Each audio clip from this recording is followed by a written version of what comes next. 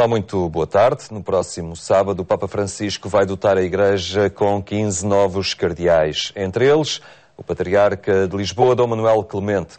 Perceber o novo rosto do Colégio Cardinalício e também o perfil de Igreja que podemos vislumbrar neste pontificado é o que vamos refletir nos próximos minutos. Connosco, os jornalistas Otávio Carmo, vaticanista e chefe de redação da Agência Eclésia, e Manuel Vilas Boas, especialista em assuntos religiosos na TSF. Muito boa tarde, obrigado a ambos por estarem aqui no programa Eclésia. Manuel Vilas Boas, começava por ti. Os mais velhos. Talvez também por isso, sim. Cabo Verde, Etiópia, Myanmar, Tonga. Vamos ter mais periferias e menos Europa neste consistório de cardeais. Portanto, Francisco começa a mudar um bocadinho o rosto. É evidente que Francisco, com as suas periferias, teria que também tocar no cardinalato. E, curiosamente, nós, portugueses, para além de termos o cardeal que será de Lisboa, temos a nossa língua a falar também na pessoa de um novo cardeal e de um novo sítio, que é Cabo Verde. Cabo Verde recebe pela primeira vez o cardinalato e já lá vão 4 séculos desde que nós por lá andamos e lá deixamos ficar uma diocese que foi, curiosamente, desmembrada do Funchal, para ficar no século XVI como diocese na África descoberta pelos ocidentais, por nós portugueses. E Cabo Verde recebe, de facto, e por motivos, eu acho que por motivos muito sérios, tendo em conta o que se passa em Cabo Verde. Cabo Verde precisava deste empurrão do Papa Francisco para poder ter maior visibilidade num cristianismo que pode estar ameaçado concretamente por uma seita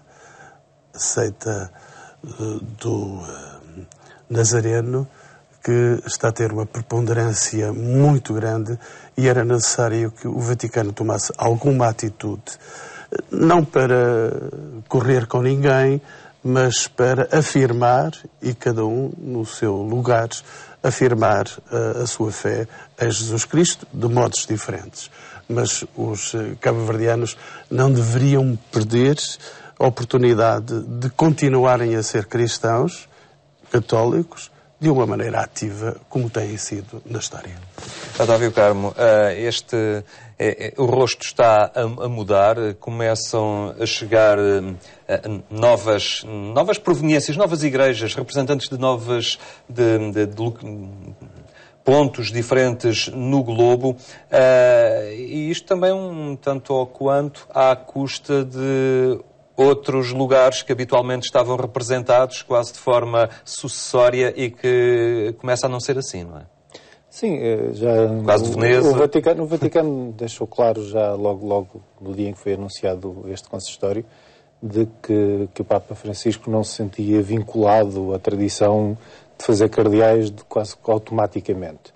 A minha questão aqui é que eu não diria só que o rosto está a mudar, ou seja, isso não é, para nos fazermos entender, não é uma operação de cosmética para mudar a cara e deixar tudo na mesma lá por dentro. O Francisco não é cosmética. Exatamente. A mudança é do interior e estes sinais de mudança da cúria, de mudança da atitude do Papa, todos aqueles sinais exteriores que nós vamos conhecendo do Papa Francisco, e estas alterações na Constituição do Colégio Cardinalício, indo fazer o contrário do que fazem as multinacionais, ou seja, colocando no centro do poder quem está longe das decisões, por assim dizer, burocráticas da Cúria Romana, indo chamar pessoas dos extremos do mundo para que ajudem a Igreja a perceber como é que nestes locais deve atuar.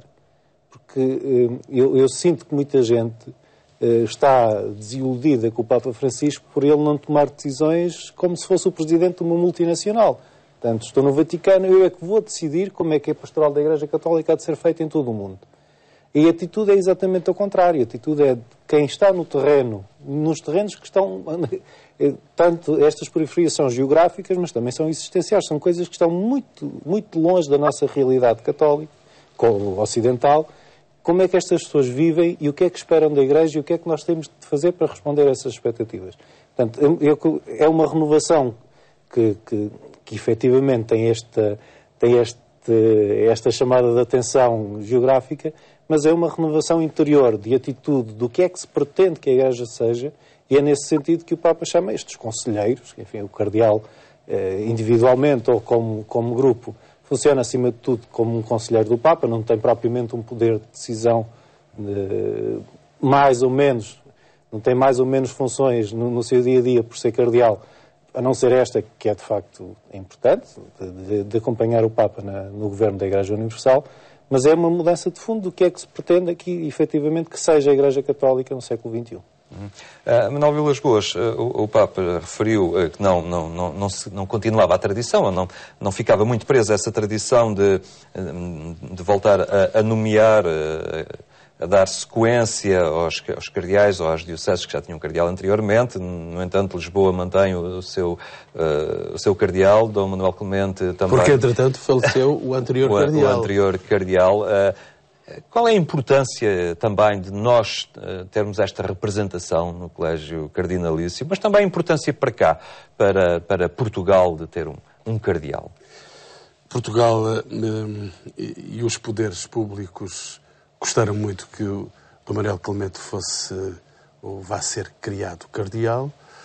É uma honra, é um prestígio.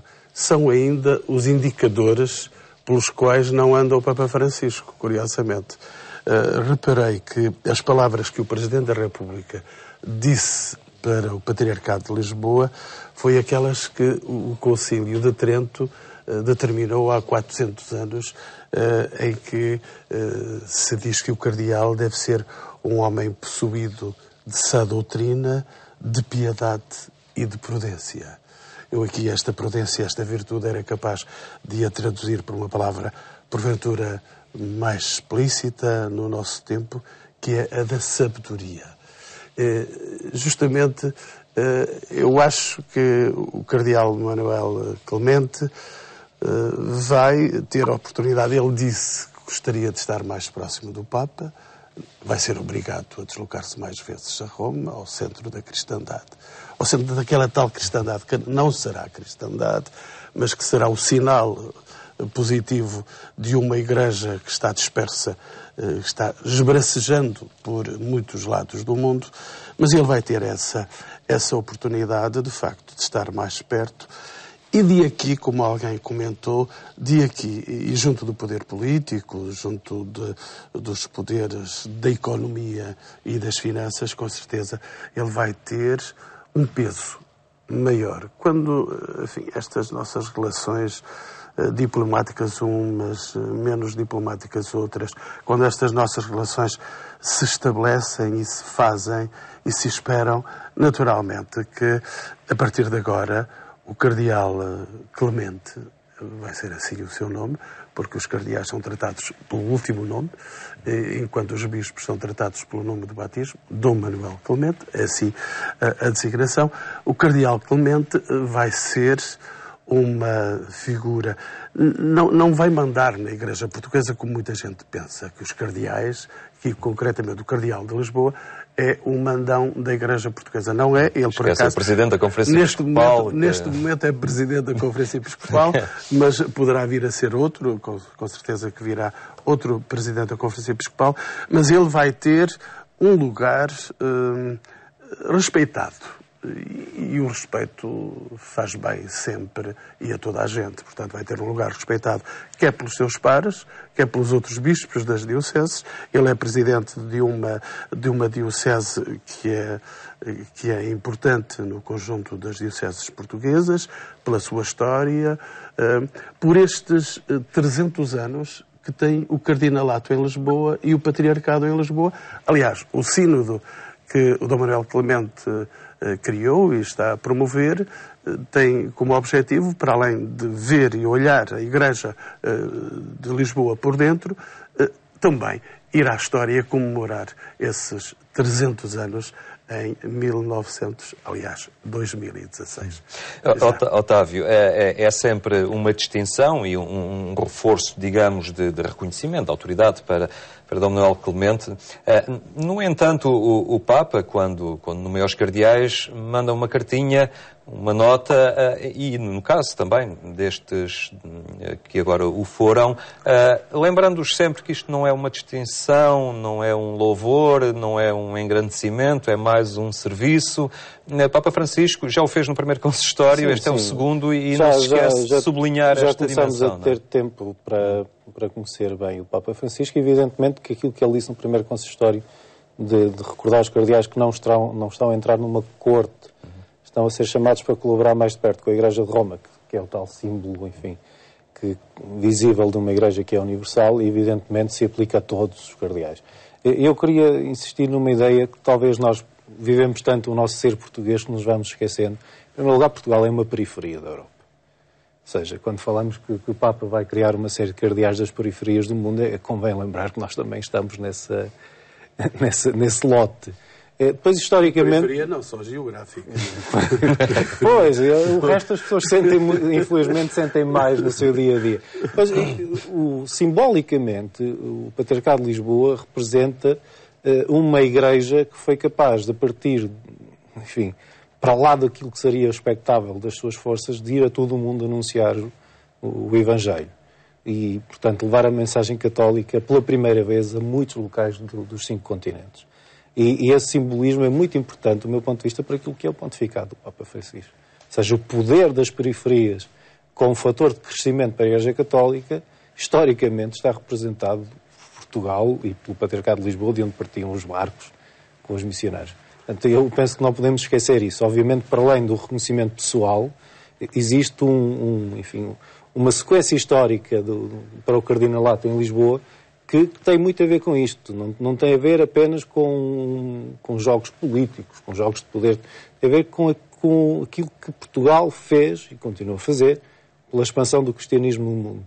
E para um Papa que tem insistido muito na inversão do jogo e na prioridade ao que é periférico e ao que é esquecido pelo poder central, parece-me que Lisboa continua a ser um símbolo muito importante. E daí que não se possa perceber que o cardinalato seja uma promoção para o topo de uma determinada escada hierárquica, porque a maneira como o Papa Francisco concebe o poder não é uma maneira centralizada. Há um livro do então Cardeal Bergoglio que tem esse título, que é exemplar. O verdadeiro poder é o serviço.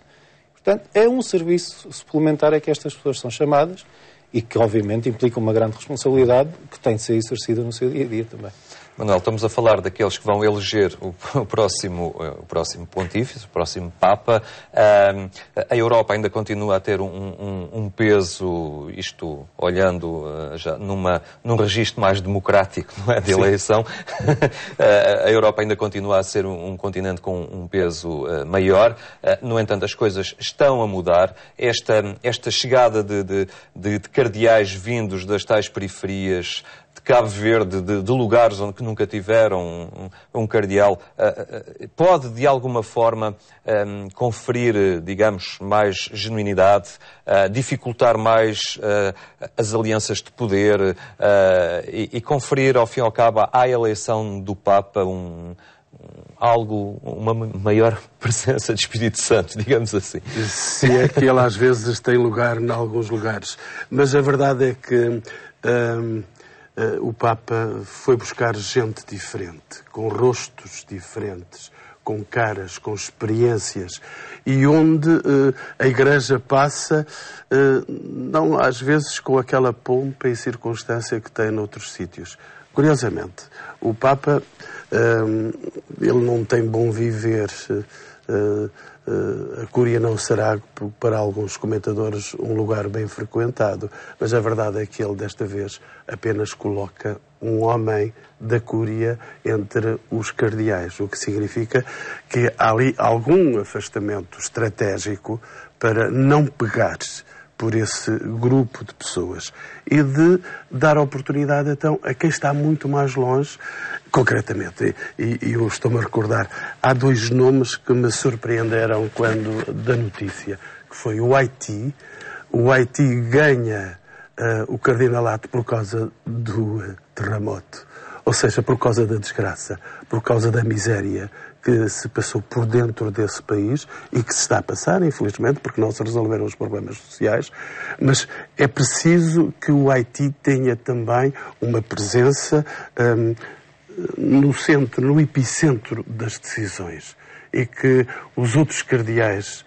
os outros bispos, os outros responsáveis da Igreja Católica possam ter olhares diferentes, mais solidários, mais cristãos para com o Haiti. Moçambique, curiosamente, se ser cardeal neste momento para o Papa não é uma distinção, nem é uma medalha de bons serviços. A verdade é que, por exemplo, o padre José Langa, que aliás é bispo, foi bispo de Xai-Xai, no sul de Moçambique, o Dom José Langa vai ser cardeal pelo excelente serviço que ele prestou à Igreja Católica a quando da Revolução Moçambicana, a quando da difícil e complexa e dolorosa Revolução Moçambicana. E ele leva para casa, leva essa distinção. Claro que está com 87 anos, já não vai eleger ninguém. Esse grupo com mais 80 tem mais esse perfil de distinção de percurso. Exatamente, foram 5 que o Papa fez questão de escolher, tendo os outros que vão fazer número para o tal hipotético, porque poderá ser mais cedo ou mais tarde, conforme o conclave se reunir, ou por morte ou por demissão do Papa. Já começamos a estar habituados a essas novas formas de poder dentro da Igreja e por isso o cardinalato vai ter mais 5 do que o normal, vai ter 125 cardeais, e para que, enfim, nestes entrementos vão cair 4 cardeais na nomeação já durante este ano, porque vão fazer 80 anos e sabe-se que a partir dos 80 anos os cardeais ficam desativados de qualquer nomeação do Papa, mesmo de trabalhos que tenham na Cúria Romana. A verdade é que eles ficam, de certo modo, distanciados desses serviços. E a chegada, o cuidado que o Papa teve em não esquecer aqueles que trabalham de maneira intensa, que trabalharam no escondimento, que trabalharam com grande coragem, tantas vezes. Ele não esqueceu esse ato de ternura do chefe que tem para com os seus mais esforçados trabalhadores, homens de serviço da Igreja pelo mundo, pelos vários cantos do mundo. Neste reconhecimento deste grupo de 5 com mais de 80 anos, há aqui 2 nomes, o Luigi de Magistris. Ele pronunciou-se na altura não muito favorável à beatificação de Monsenhor José Escrivá de Balaguer, também contra aquelas liturgias exuberantes de Piero Marini no pontificado de Wojtyla, com as danças. Ele é agora nomeado cardeal. Há também o cardeal Josef Robert, que na altura não foi muito favorável à escolha de Bento XVI para a substituição do cardeal Danils de Bruxelas. Há aqui alguma leitura a retirar destes nomes? Eu penso, quer dizer, a ideia que fica sempre é que, no caso, insisto, no caso dos cardeais que são nomeados com mais de 80 anos, fica sempre o reconhecimento pelo seu serviço no conjunto da sua vida à Igreja Católica. Isso não, mesmo no processo de beatificação, não representa a validação de todas as posições que a pessoa tomou ao longo da vida. Isso parece-me evidente. Nesse caso não se podia beatificar nem canonizar ninguém. Ou a célebre frase, se andarmos à procura de uma igreja só para pessoas perfeitas, elas vão ficar todas vazias. Aí a questão... Estão-se a encher de vazios. Aí a questão, mais do que pegar nesses detalhes, parece-me que é interessante, mais interessante esta perspectiva de perceber que há uma atenção do Papa, no caso do Papa Francisco, por pessoas que efetivamente, já caminhando para o fim da vida, fizeram um percurso de dedicação absoluta. E no caso do bispo moçambicano, de Xai-Xai, é muito interessante, porque para além de ter passado por uma fase delicadíssima de guerra civil e do processo de independência em que a Igreja Católica teve de lutar muito para continuar a sobreviver, foi também vamos chamar assim, um apóstolo do Concílio Vaticano II, porque traduziu para as línguas locais os documentos do Concílio. E esse é um trabalho de uma envergadura notável. Eu penso que tem muito a ver com isso, este reconhecimento, e também para mostrar que a Igreja não se esquece dos seus, ou seja, que o Colégio Cardinalício continua a ter lugar, mesmo para quem, já passados os 80 anos, não escolhendo o Papa, continua a poder ser ouvido, a trazer esta experiência de vida e de reflexão para uma Igreja que neste momento tem de facto muito para debater e muito para decidir. Há, curiosamente, um homem que é agora trazido para o Cardinalato, que se chama Bispo de Agrigento. Sim. É o Bispo de Lampedusa. É mais um sinal. O Papa não foi por acaso que levou uma cruz de pau feita com os barcos daquela zona. Não foi por acaso que ele pegou num avião, foi a correr lá abaixo, a Lampedusa, e deixou ficar um dos discursos mais dramáticos da sua existência, quer como bispo, quer como papa.